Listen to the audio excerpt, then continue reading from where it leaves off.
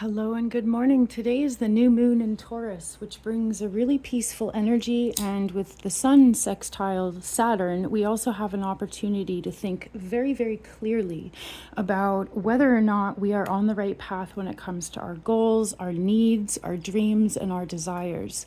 You see, the new moon in Taurus activates earth sign energy, and Taurus is also a fixed sign. So all of our thoughts right now, our dreams, our goals, our desires, the seeds that we are planting, the idea is stability. And Taurus helps us focus on whether or not our needs are being met. Those are physical needs like food, shelter, water, rest, safety. But above that, there's also the concept of trust, conversation, connection, love, comfort. Stability comes in many different forms. So what I've got set up for everybody today is a pick a pile reading.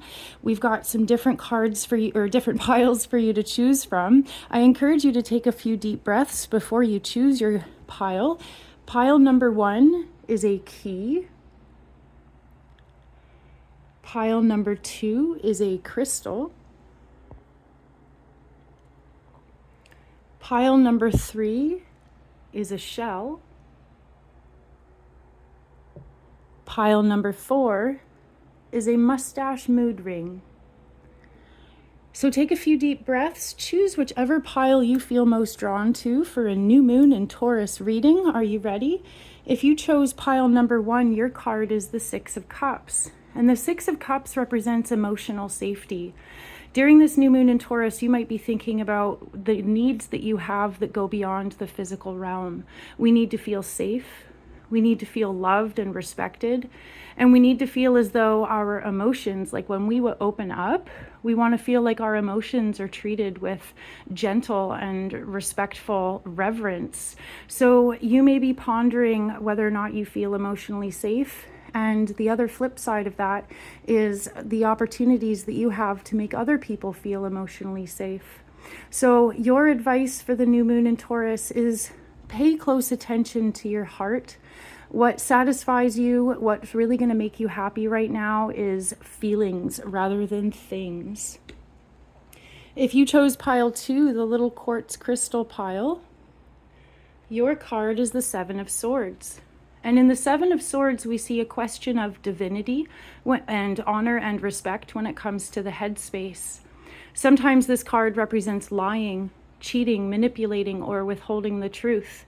And this card can also represent the need to clarify our headspace and get rid of any self-limiting beliefs. During this new moon in Taurus, you might be thinking about whether or not your headspace is a safe space. And you might even be questioning whether or not you can trust the people around you. Make sure to clear out your own headspace before pointing a finger outwards. But if you have your suspicions, I'll validate for you. You're probably correct.